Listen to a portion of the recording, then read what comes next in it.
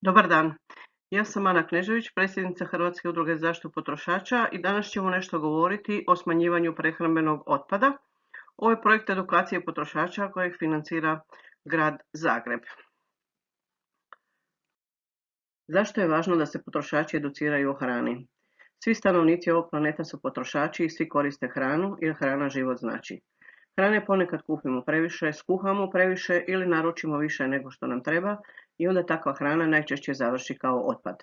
U tom slučaju govorimo o prehrambenom otpadu jer je to hrana koja je proizvedena za ljudsku potrošnju, ali odbačena ili ju ljudi nisu konzumirali. Dakle, govorimo o hrani koja se pokvarila prije odlaganja i o hrani koja je još jestiva u trenutku bacanja. Koliko hrane završi u otpadu? U cijelom svijetu se godišnje baci oko 1,3 milijarde tona hrane, što znači da je to 1/3 proizvedene hrane, a vrijednost je oko 865 milijardi eura. Europska unija baci oko 88 milijuna tona hrane, to je oko 143 milijarde eura. Mi u Hrvatskoj bacimo godišnje oko 400 tisuća tona hrane, što je vrijednosti 4 milijarde kuna. I svaki potrošač u Hrvatskoj u prosjeku baci 75 kg hrane. Do 2030. Hrvatska mora prepoloviti količinu hrane koja se baca, odnosno za 50% moramo smanjiti prehrambeni otpad. A kako ćemo mi to postići? Koje su posljedice bacanja hrane? Bacanjem hrane mi zapravo bacamo novac, većina potrošača toga nije svjesna i zato to moramo osvijestiti. U Estoniji su na primjer izračunali da prosječna obitelj godišnje baci hrane u vrijednosti 200 eura. U razvijenijim zemljama je to nekoliko puta više. I sad si zamislimo situaciju da vidimo nekoga da baca 200, 400 ili 600 eura u kantu za smeće, sigurno bismo mislili da nešto s njime nije u redu. Međutim, kad mi bacamo hranu, ne razmišljamo da zapravo bacamo novac i da time osiromašujemo svoj kućni proračun. Osim ovih pojedinačnih problema koje mi imamo kao potrošači, bacanjem hrane mi stvaramo i globalni problem. Proizvodnja hrane koristila je izvore kao što su zemlja, voda, energija i bacanjem hrane mi smo zapravo i to izgubili. Osim toga, prehrambeni otpad doprinosi otpuštanju stakleničkih plinova koji su pokretači klimatskih promjena, loših i pogubnih.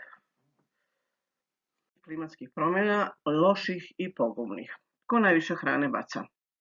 Svi mislimo da se vjerojatno najviše hrane baca u trgovini, ali pogledajmo podatke. Kućanstva bacaju najviše hrane, dakle to je 53%. Prerada hrane baca 19%, uslužne djelatnosti, restorani i ostali koji prodaju hranu 12%, proizvodnja hrane 11% i trgovina, dakle veleprodaja i maloprodaja na kraju tek sa. Što najviše bacamo? Najviše se baca voća i povrća 45%, mesa i ribe 35%, žitarica 30% i mliječnih proizvoda oko 20%. Dakle, bacanjem hrane, kao što smo već rekli, osim što osiromašuje naše novčanike, utječe i na zdravlje našeg planeta, što znači i na kvalitetu života sadašnjih i budućih generacija. Prehrambeni otpad je globalni problem i svatko od nas treba napraviti promjenu u ponašanju kako bi se izbjeglo rasipanje hrane. Manje prehrambenog otpada jednako je više sretnih ljudi. 1,3 milijarde tona hrane se baci u svijetu, a to može prehraniti 3 milijarde ljudi. Danas ima oko 850 milijuna ljudi u svijetu koji su pothranjeni, odnosno nemaju dovoljno hrane svaki dan. Razvijene zemlje čine svega 15% populacije, ali bacaju najviše hrane, a najviše pothranjenih zapravo dolazi iz zemalja koji proizvode hranu za one koji hranu bacaju. Na primjer, najveći udio proizvodnje graha za tržište Europske unije u Keniji, koja oskudijeva vodom, pa se ljudi moraju za nju boriti kako bi je koristili za proizvodnju graha kojeg izvoze, a onda se 1/3 te proizvodnje baci u otpad. Manje prehrambenog otpada znači više koristi za okoliš. Na koji način prehrambeni otpad predstavlja prijetnju za okoliš? Sve više ljudi na svijetu i potreba za hranom je sve veća. Tako se, na primjer, 1,4 milijarde hektara zemlje ili 28% ukupnog poljoprivrednog zemljišta u svijetu koristi za proizvodnju hrane koja će se kasnije baciti. To je površina nešto veća od Kanade, nešto malo manja od Rusije. Na proizvodnju mesa i mlijeka otpada oko 80% obradivog zemljišta, a preživači su među najvećim zagađivačima jer proizvode najviše stakleničkih plinova. Ako se 1/3 hrane baci u otpad, nepotrebno se stvorio i metan koji će utjecati na pogoršanje klime. Potrošnja vode u proizvodnji hrane. Da bismo proizveli hranu, trebamo potrošiti jako puno vode. Međutim, potrošači nisu svjesni, dakle, da sa bacanjem hrane zapravo bacamo onda i tu vodu koja je utrošena za proizvodnju hrane, A moramo znati da danas oko 1,4 milijarde ljudi živi u područjima gdje nema dovoljno pitke vode. Evo nekih primjera koliko se vode troši u proizvodnji. Za 1 kg čokolade treba oko 17.000 litara vode, za 1 kg junetine oko 15.000 litara vode, za 1 kg piletine oko 4.000 litara vode i tako dalje. Ovo znači da se ta voda utroši od onog trenutka kad se zasadi biljka iz koje će se nešto proizvesti pa do finalnog proizvoda. Potrošnja energije. Za proizvodnju hrane također se troši puno energije i uglavnom se koriste fosilna goriva koje su neobnovljivi izvori energije, a kako se njihova upotreba drastično povećava, to izazivaju sve više ekoloških problema kao što su onečišćenje zraka i klimatske promjene. Na primjer, za proizvodnju 1 kg junetine treba 70 puta više energije nego za istu količinu povrća, voća ili žitarica. 38% potrošnje energije u globalnom sustavu koristi se za proizvodnju hrane koju ćemo kasnije baciti.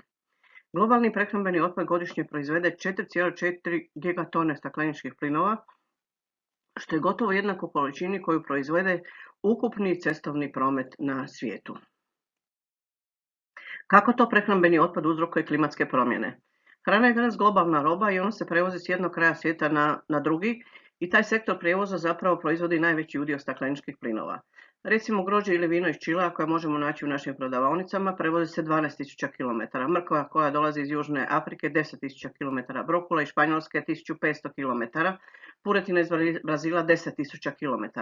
Dakle, hrana putuje iz jako velike udaljenosti da bi završila na našem tanjuru. U tom prijevozu se stvaraju staklenički plinovi, a kad završi u prehrambenom otpadu, u razgradnji se stvara metan koji je isto staklenički plin. Dakle, dvostruko smo izvršili zagađivanje u ovom slučaju. Koji su glavni razlozi nastanka prehrambenog otpada? Hrana nam se pokvari jer smo kupili više nego što nam treba, 43%, pripremamo više hrane, ne čuvamo ostatke 14%, prošao je rok upotrebe 12%, hrana predugo stoji u hladnjaku 12%, nakupili smo puno ostataka hrane, nismo to više htjeli jesti i neki ostali razlozi. Kako to promijeniti? Za početak kupujmo promišljeno. Dakle, naše kupovne navike povezane sa količine hrane koje bacamo trebamo promijeniti. Uvijek kupujmo hranu sa popisom onoga što trebamo. Dakle, prije nego idemo u prodavaonicu ili na tržnicu, napravimo popis i držimo se samo onoga što smo zapisali.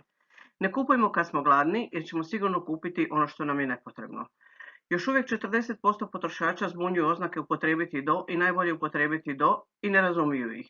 Upotrijebiti do znači da se odnosi na sigurnost hrane i namirnice treba konzumirati isključivo do tog datuma jer su to namirnice koje se brzo kvare, meso, ribe, mliječni proizvodi itd.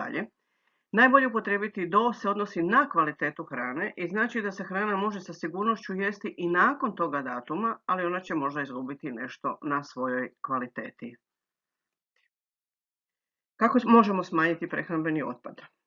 Voće i povrće ne smijemo čuvati zajedno, nego odvojeno. Većina voća tijekom procesa zrenja proizvodi etilen, a većina povrća je osjetljiva na to i to kod njih izaziva truljenje. Voće i povrće ne treba držati u nepropusnim plastičnim vrećicama, ako su u plastičnim trebamo ih izbušiti ili stavljati u papirnate ili mrežaste vrećice. Zelenu salatu i listnato povrće trebamo zamotati u kuhinjski papir i čuvati u hladnjaku. Prosječna temperatura u hladnjaku treba biti od 2 do 4 stupnja, s time da pazimo što držimo u vratima hladnjaka jer je tamo temperatura oko 10 stupnjeva. U hladnjak ne smijemo stavljati toplu hranu, hrana u hladnjak uvijek treba biti poklopljena, a ostatke hrane koje nismo potrošili možemo staviti u male staklene spremnike i zamrznuti, napisati datum kad smo zamrznuli i o kojoj se ostaci hrane. Ako nam je ostalo hrane koju nismo zamrznuli, uvijek ju možemo upotrijebiti na neki drugi način ili kombinirati sa nekim drugim namirnicama. Tjestenine u hladnim salatama, ostatak riže u novim obrocima, stari kruh za mrvice ili pohanje, ima puno dobrih recepata ili sami možemo nešto smisliti. Većinu prehrambenog otpada, oko 40%, možemo kompostirati, što znači da se trebamo uključiti i organizirano prikupljanje biootpada, ili možemo napraviti svoju vlastitu kompostanu ako imamo mogućnosti za to, ako imamo obiteljsku kuću sa dvorištem. Kako možemo popraviti stanje? Informirani i educirani potrošači mogu značajno utjecati na smanjenje prehrambenog otpada. Dakle, možemo promijeniti svoje ponašanje i pozitivno utjecati na druge, na članove obitelji, na prijatelje i na susjede. Već sutra možemo početi mijenjati navike i sve ono što smo danas čuli i naučili možemo početi primjenjivati i tako dati svoj doprinos smanjivanju prehrambenog otpada i njegovih štetnih posljedica. Hvala vam na pažnji.